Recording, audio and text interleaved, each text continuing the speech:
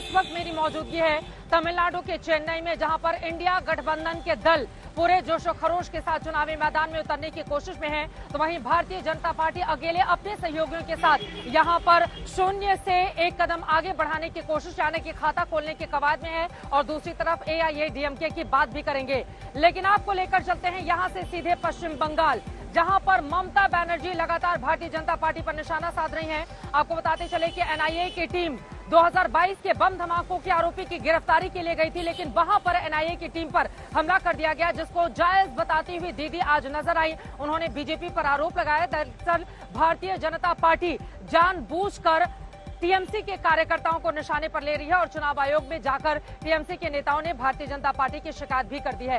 कुल मिलाकर रण जोरदार है, क्योंकि एक तरफ है TMC, दूसरी तरफ भारतीय जनता पार्टी, कोई किसी से कम नहीं, दोनों एक दूसरे पर गंभीर आरोप यहां पर लगाते हुए भारतीय जनता पार्टी की ओर से पलटवार किया गया है कि दरअसल ये हमला सीधे संविधान पर हमला है, क्योंकि अगर NIA की टीम किसी बम धमाके के आरोपी की गिरफ्तारी के लिए जाती है तो फिर दीदी इतनी बेचैन क्यों हो जाती हैं और फिर अपने कार्यकर्ताओं से हमले क्यों करवाती हैं। कई ऐसे सवाल है जिसको लेकर दंगल में बड़ी चर्चा हम करने जा रहे हैं। 42 सीटें हैं पश्चिम बंगाल में, जिसको लेकर जोर आजमाइश है।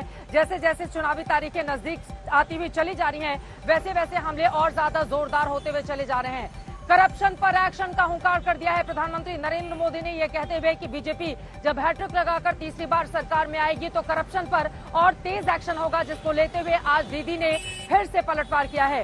दोनों ही तरफ से जो प्रतिक्रियाएं आई हैं उसको बताती हुई हमारी ये रिपोर्ट देखिए, उसके बाद दंगल में करने वाले हैं बड़ी चर्चा की शुरुआत।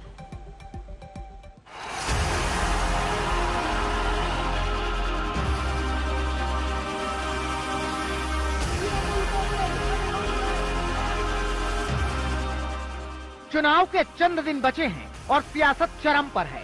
जुबानी जंग के हालात ये हैं कि एक दिन प्रधानमंत्री जलपाईगुड़ी से करप्शन पर एक्शन का दावा करते हैं, तो दूसरे ही दिन ममता बनर्जी सेंट्रल एजेंसी की टीम पर हुए हमले को जायज ठहराने की कोशिश करती नजर आती हैं। पश्चिम बंगाल के बांकुरा में एक बार फिर ममता बनर्जी ने NIA की टीम पर हुए हमले को छेड़खानी का प्रयास बताकर बड़ा सवाल खड़ा कर दिया है। आप हमारा इधर में परसों भी रात में जाके महिला लोगों को तंग किया, आप तंग करके अभी कहते हैं महिला लोगों ने मेरे को अटैक किया। क्यों रात में हम जाएंगे? Law and order is state subject. Police को नहीं बता के आप 3 बजे जाके हमला करते हैं महिला के ऊपर और 5 बजे पुलिस को इंफॉर्मेशन देता है। ये क्या कोई तरीका है? আপনার হুঙ্কার আপনার দলকে অক্সিজেন দেওয়ার জন্য দিন, কিন্তু মনে রাখবেন গণতন্ত্রের জন্য ওটা কার্বন ডাই অক্সাইড। ये जिस तरीके से बुआ भतीजा ने NIA को अटैक कर रहा है, ये नया बात नहीं है। पिछले 3 साल से CBI ED के ऊपर ये लोग हमला कर रहा है। ये भ्रष्टाचारी को संरक्षण देने के लिए सेंट्रल एजेंसी को रोक रहा है। दरअसल 2022 के भूपति नगर में हुए ब्लास्ट में 3 लोगों की मौत के मामले में हाईकोर्ट के आदेश पर जांच हो रही है, लेकिन इस बार जांच करने गई NIA की टीम पर हमला हो गया था। NIA की कार तोड़ दी गई थी। ममता बनर्जी ने कहा कि जांच एजेंसी के लोग TMC के बूथ एजेंट को पकड़ने गए थे, जबकि NIA ने कहा है कि शनिवार 6 अप्रैल को NIA की टीम भूपति नगर के नरुआ बिला गाँव में गई थी। CRPF की निगरानी और महिला कांस्टेबल की मौजूदगी में 5 जगह तलाशी हुई। समन पर पेश नहीं होने वाले संदिग्ध आरोपी मनोव्रत जेना और कालीचरण मैती को गिरफ्तार किया गया। इसके बाद उनकी टीम पर हमला कर दिया गया, जिसकी शिकायत थाने में दर्ज करा दी गई है। हालांकि TMC चुनाव आचार संहिता में केंद्रीय एजेंसियों के दुरुपयोग का आरोप लगाते हुए चुनाव आयोग की शिकायत भी की है। CBI, ED, NIA and income tax को, सेंट्रल एजेंसी को जैसे सेंट्रल गवर्नमेंट यूज कर रहा है, लेवल प्लेइंग फील्ड रह जाएगी। चुनावी मौसम में TMC की तमाम शिकायतों के बावजूद मोदी सरकार की ओर से न तो करप्शन के खिलाफ एक्शन में कोई ढील दी जा रही है और न ही जांच एजेंसियां कोई कोताही कर रही हैं।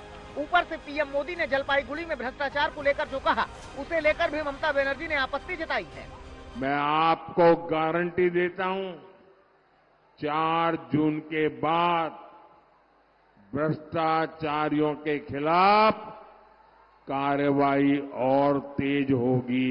प्रधानमंत्री पक्षे ये भाषा की शोभा पाए जे 4 जून निर्वाचन हो गए चुन चुन के अरेस्ट करेगा, सबको जेल में भेजेगा। अरे अभी तो जेल हो गया, अभी तो हिंदुस्तान को जेल बना दिया, लोकतंत्र को अब जेल बना दिया, गणतंत्र को अब जेल बना दिया। आपका एक पॉकेट में एनआईए और एक पॉकेट में सीबीआई। इस बार के चुनाव में भी बीजेपी के लिए भ्रष्टाचार सबसे बड़ा हथियार है, जिस मुद्दे पर पीएम मोदी से लेकर तमाम बीजेपी नेता देश भर में विपक्षी दलों के ऊपर हमले कर रहे हैं। दूसरी तरफ विपक्षी दल करप्शन की जांच की आड़ में विरोधियों को परेशान करने का आरोप लगा रहे हैं और जांच एजेंसियों की कार्रवाई को राजनीतिक करार दे रहे हैं। आज तक ब्यूरो।